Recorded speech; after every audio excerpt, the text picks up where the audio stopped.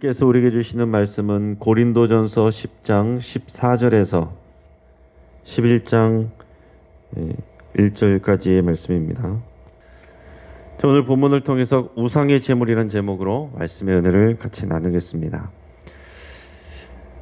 가끔 성도님들이 명절과 관련해서 제사에 사용된 음식을 먹어도 되는지 이렇게 물어보시는 경우들이 있습니다. 여러분들은 어떻게 생각하십니까? 어떤 분들은 이 제사 음식에는 또 악한 귀신의 힘이 붙어 있어서 먹으면 절대 안 된다 그렇게 얘기하는 분도 있고, 또 어떤 분들은 이건 그냥 음식이기 때문에 아무런 상관이 없다 이렇게 얘기하는 분도 있습니다. 여러분, 그러면 제사에 참여하는 것은 어떻습니까? 명절 때가 되면은 많은 분들이 고민을 하시는데, 어떤 분들은 절대로 제사에 참여해서 절을 하면 안 된다 하시는 분도 있고, 어떤 분은 제사에 참여해서 절도 하지만 속으로 기도하면 된다 이렇게 생각하는 분도 있고, 어떤 분은 이건 그냥 조상에 대한 예일 뿐이기 때문에 상관없다 하는 분들도 있습니다. 여러분, 어떤 것이 맞을까요? 사도 바울도 이와 관련된 질문을 받았던 것으로 보입니다. 8장에서 우상에게 바쳐진 음식에 대한 그 음식과 먹는 것과 관련해서 이미 권면한 적이 있습니다. 그리고 오늘 본문에서 이제 여기에 대한 더 정확한 이제 결론을 내리고 있습니다. 지난 8장에서 한 내용들을 간략하게 말하면, 우상에게 바쳐진 음식이라고 하더라도 그 음식이 자신을 더럽히는 것이 아니기 때문에 자신은 그런 고민에 대해서는 자유롭다 이렇게 얘기를 했습니다. 하지만 믿음이 연약한 자가 자신이 우상에게 바쳐진 음식을 먹는 것을 보고 시험에 들게 된다면 나는 그 사람을 위해서 평생 그 음식을 먹지 않겠다 이렇게 말했습니다. 여러분, 오늘 10장에서는 우상의 신전에서 벌어지는 이 만찬에 참여하는 사람들에 대해서 권면하는 내용, 그리고 이어서 우상에게 바쳐졌던 음식들, 그 고기를 먹는 경우에 대해서 권면하는 내용이 나옵니다. 우리가 앞에서 던졌던 그런 내용들과 관련해서 사도 바울의 대답이 무엇인지 한번 여러분 귀 기울여서 잘 다시 들어보시고 생각해 볼 수 있기를 바랍니다. 먼저는 이 우상신전에서 만찬에 참여하는 자들에게 하는 내용을 오늘 14절에서 22절까지 말씀을 통해서 같이 읽겠습니다. 자, 시작. 그런즉 내 사랑하는 자들아, 우상 숭배하는 일을 피하라. 나는 지혜 있는 자들에게 말함과 같이 하노니 너희는 내가 이르는 말을 스스로 판단하라.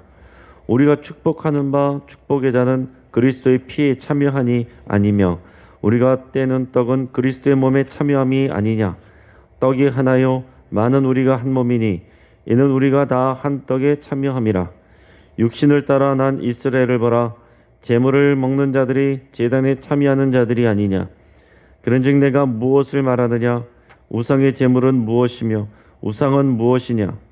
무릇 이방인이 제사하는 것은 귀신에게 하는 것이요 하나님께 제사하는 것이 아니니, 나는 너희가 귀신과 교제하는 자가 되기를 원하지 아니하노라. 너희가 주의 잔과 귀신의 잔을 겸하여 마시지 못하고 주의 식탁과 귀신의 식탁에 겸하여 참여하지 못하리라. 그러면 우리가 주를 노여하시게 하겠느냐.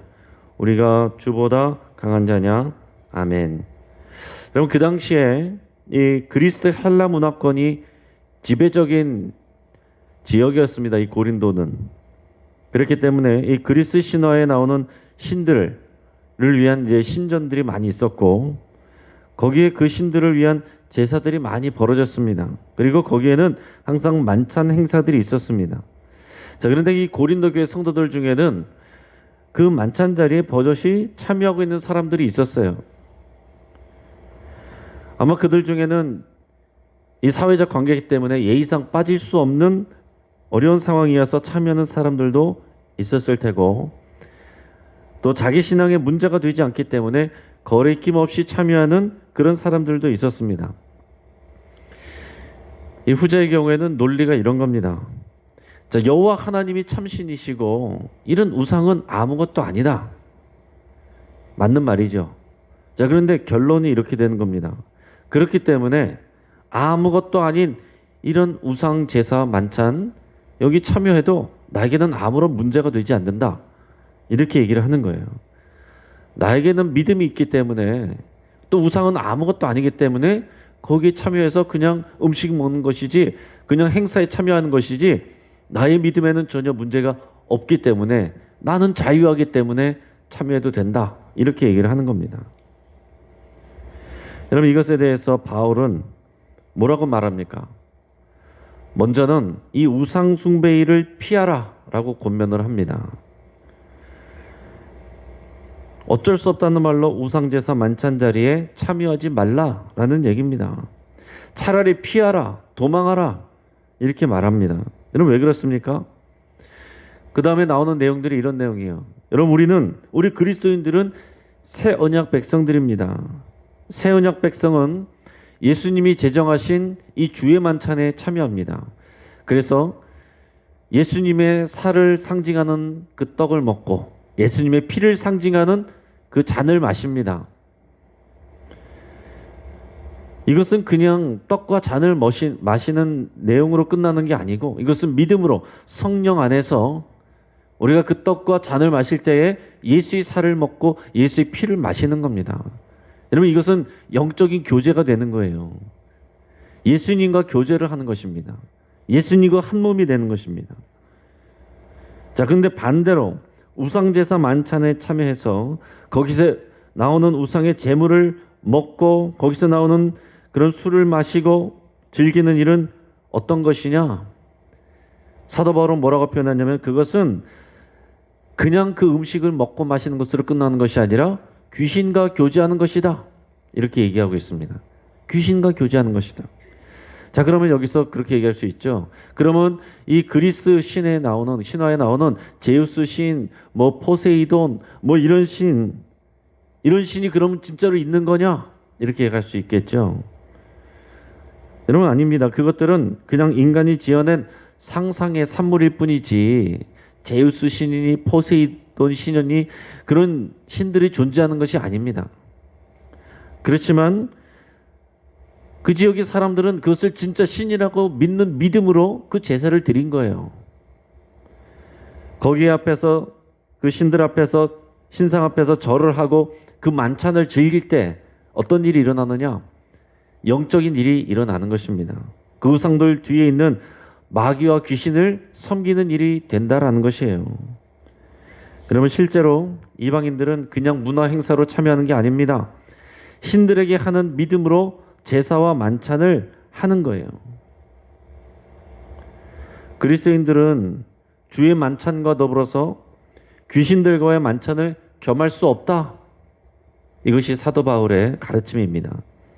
그것은 주님을 노여하게 하는 일이다. 나는 거기에 참여할 때 나는 내 믿음에 대해서 하나님을 사랑하고 예수님을 믿는 믿음으로 거기에 참여할 때 나는 아무런 꺼리낌 없이 참여했는데요 라고 말할 수 있지만은 너희가 그렇게 믿음이 있다라고 말하고 하지만 그 안에서 주의 만찬과 우상에 바쳐진 제물을 그 안에서 즐기는 그것은 귀신과 교제하는 것이니 그것을 하지 말고 차라리 피하라 이렇게 얘기를 하는 것입니다. 여러분 우리에게 적용한다면 예를 들어서 그리스도인들이 직장이나 또 사회단체에서 지금도 여전히 발전을 기원하면서 돼지머리 올려놓고 절을 하고 고사를 지냅니다. 여러분 그 자리에서 그것을 바꿀 수 있다면 바꾸십시오. 근데 만약에 바꿀 수가 없고 참여해야 한다면 차라리 그 자리를 피하시기를 바랍니다. 믿음으로 내가 이겨내겠다. 그것은 교만입니다. 우상숭배의 자리는 이겨내는 것이 아니라 피하는 것이 마땅합니다. 그 다음에 우상의 제물에 대해서 우상제사에서 바쳤던 이 우상의 제물에 대해서 그것을 먹는 것은 어떻습니까? 라고 물어본 질문에 대해서 대답을 하는 겁니다. 자, 그러니까 앞부분 내용과 뒷부분의 내용이 뭐가 다르냐면 앞부분은 그 우상의 제사를 참여한 거예요. 거기서 먹는 것입니다. 그러니까 그것은 음식 먹고 안 먹고의 문제가 아니라 그 우상의 제사에 참여한 거기 때문에 거기를 피하라 라고 얘기를 한 것이고 뒤에는 이 제사에 참여하는 것이 아니라 제사에 사용되었던 그 음식, 특별히 고기를 얘기합니다. 그 고기들을 일상생활 속에서 먹는 것은 어떻습니까? 라고 질문한 거에 대한 대답을 하는 겁니다. 23절, 24절 말씀을 먼저 읽어보겠습니다. 같이 시작.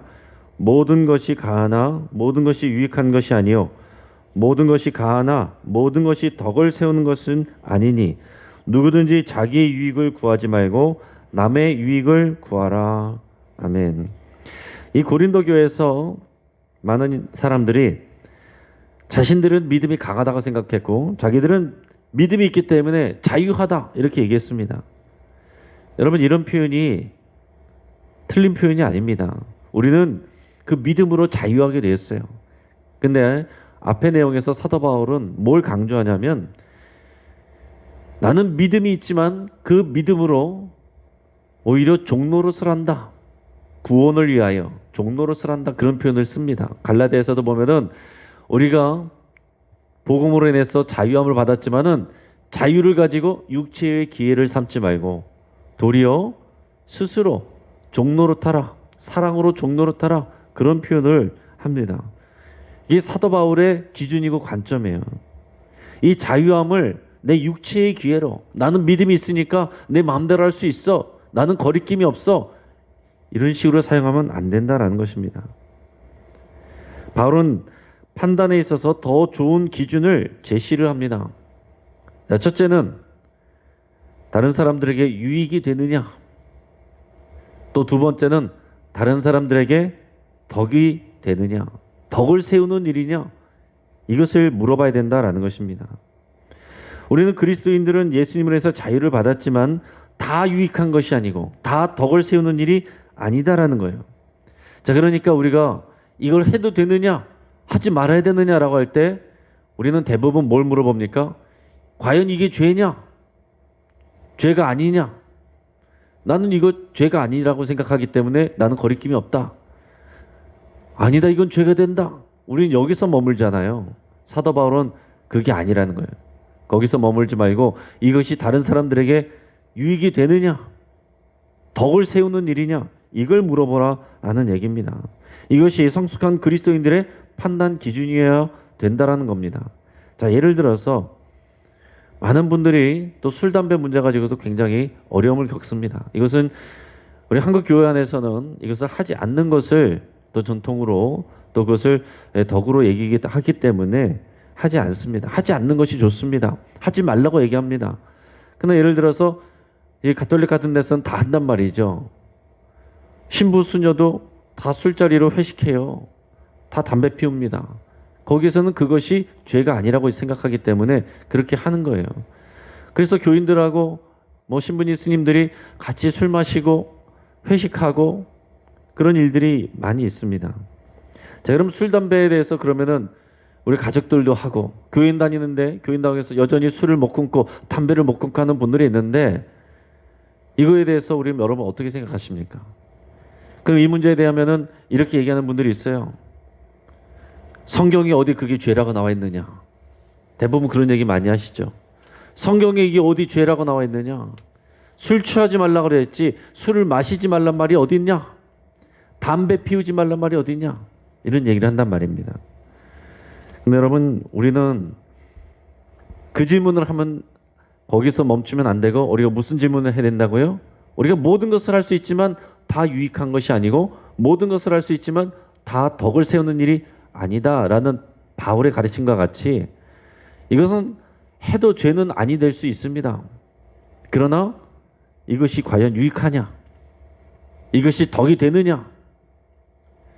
과연 믿지 않는 사람들 보는 앞에서 또는 교인들 앞에서 믿음이 연약한 사람들 앞에서 이것을 했을 때 그 사람들에게 유익이 되겠느냐?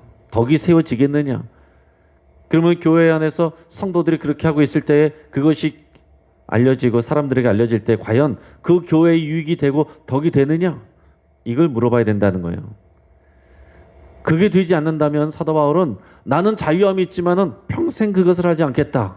이런 얘기를 했다는 얘기죠. 저와 여러분들은 이것을 기준으로 삼아야 되는 것입니다. 유익이 되느냐? 덕이 되느냐? 이어서 얘기하는 것은 이 고기를 먹게 되는 세 가지 경우를 제시하면서 설명을 합니다. 오늘 25절에서 30절까지 말씀을 같이 읽겠습니다. 자, 시작. 무릇 시장에서 파는 것은 양심을 위하여 묻지 말고 먹으라. 이는 땅과 거기 충만한 것이 주의 것임이라. 불신자 중 누가 너희를 정할 때에 너희가 가고자 하거든 너희 앞에 차려놓은 것이 무엇이든지 양심을 위하여 묻지 말고 먹으라. 누가 너에게 이것이 재물이라 말하거든 알게 한 자와 그 양심을 위하여 먹지 말라. 내가 말한 양심은 너의 것이 아니요 남의 것이니 어찌하여 내 자유가 남의 양심으로 말미암아 판단을 받으리요. 만일 내가 감사함으로 참여하면 어찌하여 내가 감사하는 것에 대하여 비방을 받으리요. 아멘.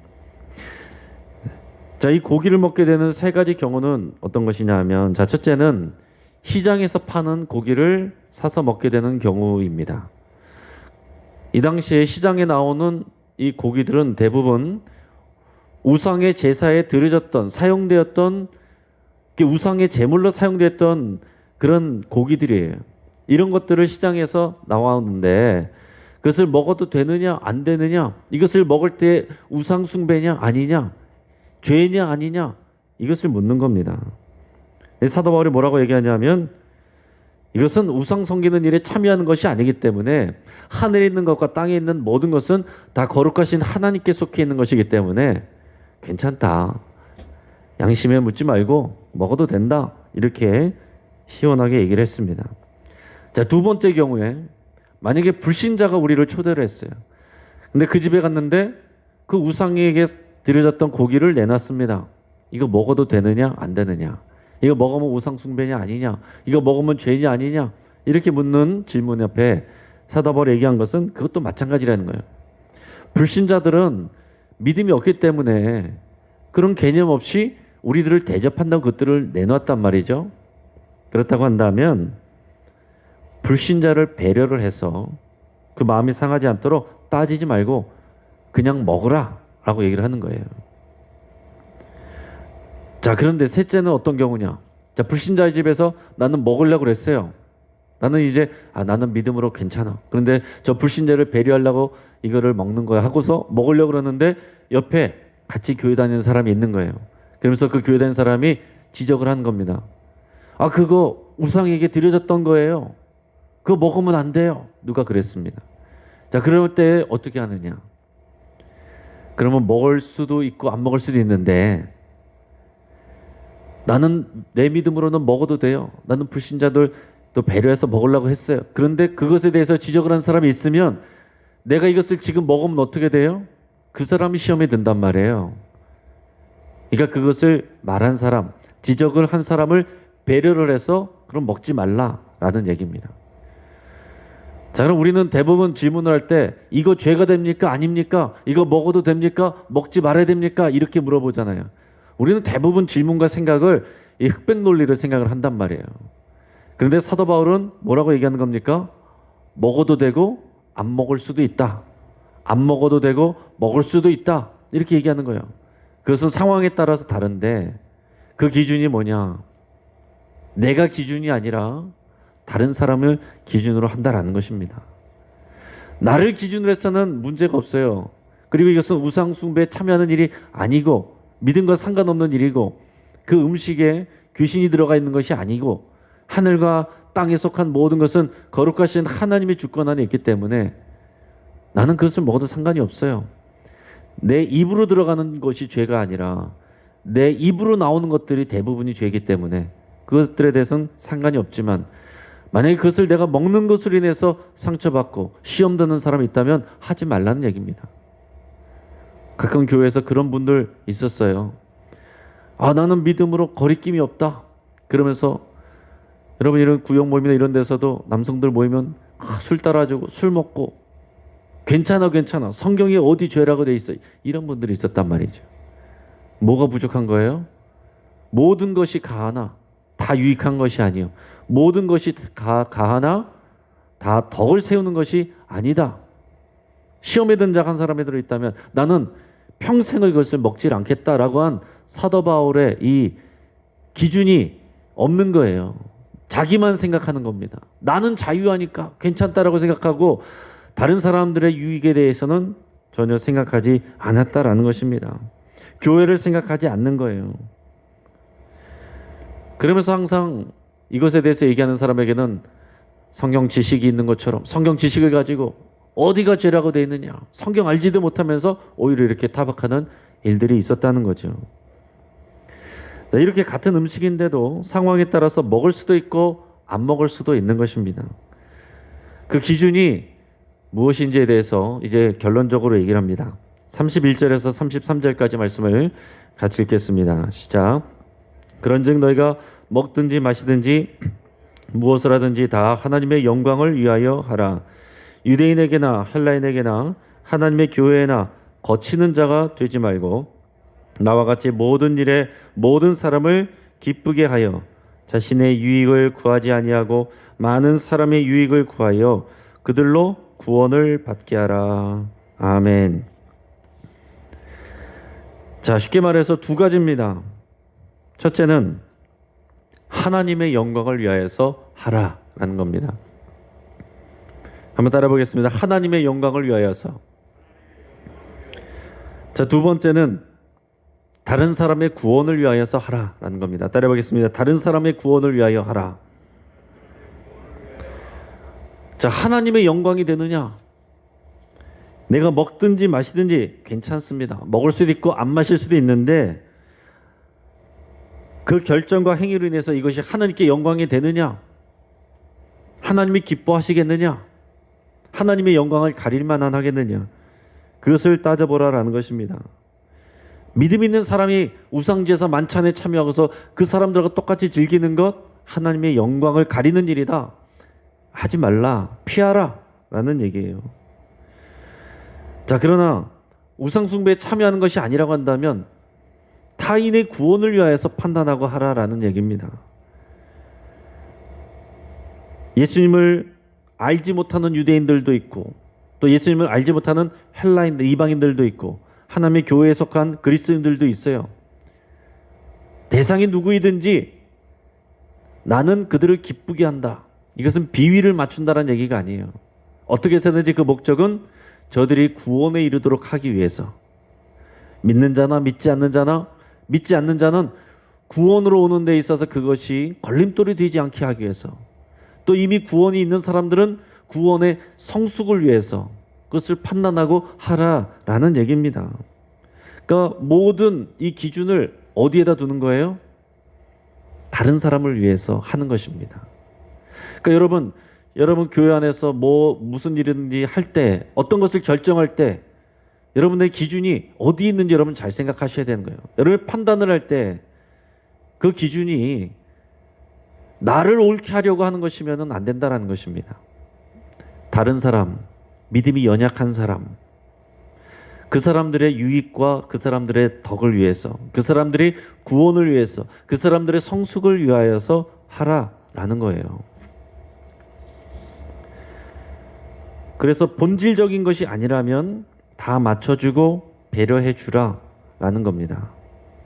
그것은 줏대가 없는 게 아니에요. 구원을 위해서, 교회의 덕을 위해서, 교회 하나됨을 위해서 그것을 다 맞춰줄 수 있다라는 것입니다. 여러분, 예를 들어서 교회의 리더십들, 또 중직자들, 직분자들이 술과 담배를 즐긴다. 그럼 목회자가 어떻게 되겠습니까? 따끔하게 경고를 해야죠. 제가 그것을 다 비위 맞춰줄 수는 없는 것입니다. 왜냐? 그 리더십이고 중직자들이기 때문에. 이런 무게와 책임이 다른 겁니다.